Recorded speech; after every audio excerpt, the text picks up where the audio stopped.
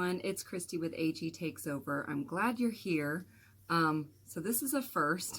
I removed a video that I posted fewer than 24 hours ago. Was so excited about this video. I don't know if you caught it. A few of you did. I don't know, a few hundred of you did, about a stain removal science experiment that I did. And like several months went into this, and I was like, I found a definitive, like the most effective way of removing stains from doll vinyl. Yay! Like doll restoration fans everywhere. Woohoo! My only concern was making a lot of caveats and saying, I'm not responsible if this harms your doll. So my biggest concern was that somebody might harm their doll if they weren't really careful and didn't like follow the things that I was suggesting, or what I did.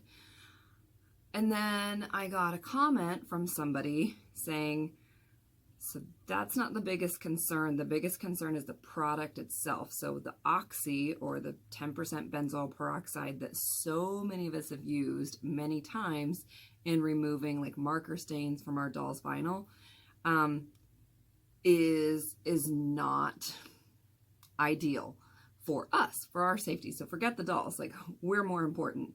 Let me read the comment. And this didn't seem like it was from somebody who've used my videos often. It was very polite, but more importantly, it's from a dermatologist who has a lot of experience with recommending benzoyl peroxide. So I'm gonna have to look over here, but this is the easiest way I can do it. So let me read the comment. She said, I love the science, but please be cautious as benzoyl peroxide degrades into benzene with heat, which is a known carcinogen. An independent lab called Valisure recently found very high benzene levels in many over-the-counter acne products. The FDA is looking into it as we speak, as well as the manufacturers. There may be recalls coming soon.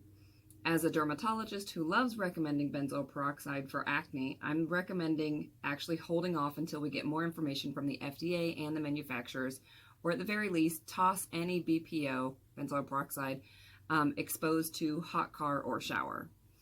And this was literally the first I'd ever heard of it. Like I said, most of us in the doll community who do any kind of restoration count on benzoyl peroxide as like, that is our go-to. And it's the thing that makes me feel confident in buying dolls that are a little bit more TLC, because I know I have a trusted way of removing those stains. But I'm not going to deny information just because it doesn't support the answer I want. So somebody else said, great information, great comment. I'm a retired pharmacist who was going to warn about the carcinogenic potential myself. I was going to say at least wear gloves and do it outside, but after reading your further comments to that person, I'm not sure, hold on. Yep. I'm not sure it's even worth going near it, especially with added heat. I know benzoyl peroxide is used by many collectors for stains, so I'm going to try to spread the update when I can. So that person said, yeah, especially with heat, which is how it's most effective on dolls, and that was the entire point of my video, was that a heat lamp was more effective than a heating pad. So I was definitely saying heat makes it more effective, which undeniably, if you saw the video, it does. The problem is, and we didn't know this until recently, I mean, the scientific community didn't even fully really, from what I'm reading, know this until pretty recently, but especially the doll collector community doesn't know this, is that the heat, it's like questionable to use the products, period.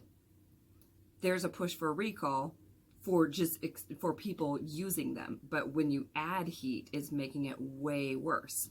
So here's a follow-up. I asked for more information. I said, this is a big deal for the doll community. What would be the best approach? I can update the description of this video, but people often don't read the descriptions.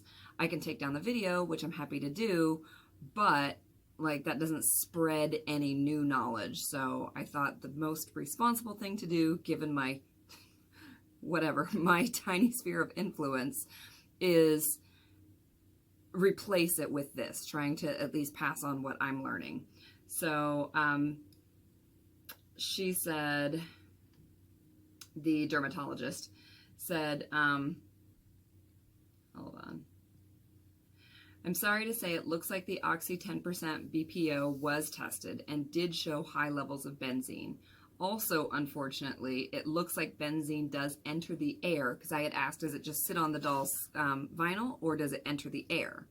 Because maybe it's something we would use, you know, in certain circumstances with certain precautions. And she said it looks like it does enter the air, even at room temperature, even through the packaging. But much more at elevated temperatures as high as a hot car, even 1,000 times the limit. For reference, 1 to 2 parts per million has been shown to cause leukemia when exposed long-term over 40 years. And I know you're like, I'm not going to be exposed long-term over 40 years to this stuff. I use it a few times a year. But these products have been shown thousands, like in the thousands parts per minute versus 1 to 2. So she said, it's not the full story yet and we need more info, but I'm definitely concerned. For context, I've recommended benzoyl peroxide for acne daily for 10 years of practice, as it's very effective and decreases antibiotic use. So I was certainly unhappy to hear this, to say the least.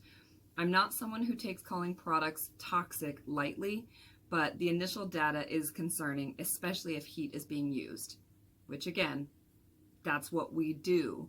Whether we do benzoyl peroxide and put them in the sun, or a heating pad, or a heat lamp, the doll community, we are depending on the heat to really enhance the stain removal process. She said, I think there will need to be more stability testing to recommend further use, but heat with benzoyl peroxide may always be risky due to the tendency of benzoyl peroxide to break down into benzene over time and with heat. I hope that helps. I can send you more information if you like. I actually presented this data to the rest of my faculty at my university, and the more I looked into it, the more concerned I became, sadly.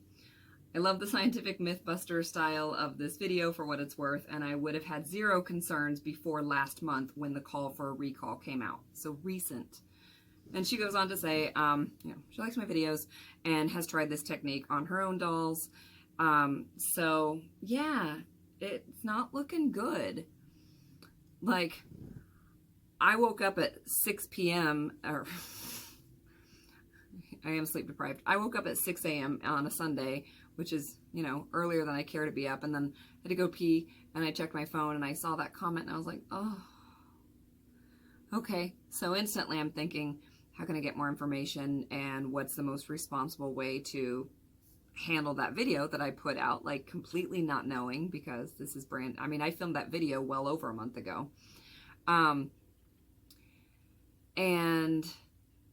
But then the more I thought about it, I was like, and not just the video, whatever, I can take down a video, but the fact that we are, as a community, really used to using this tool.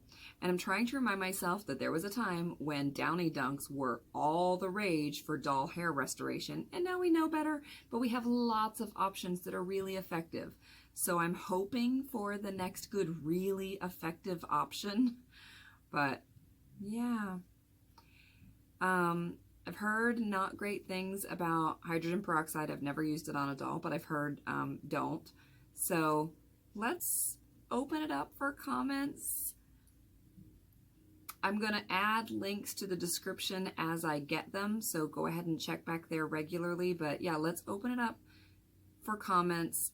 Are there things that you feel are safe and natural and safe and effective that you use for stain removal on doll vinyl? Let me know. We'll figure something out.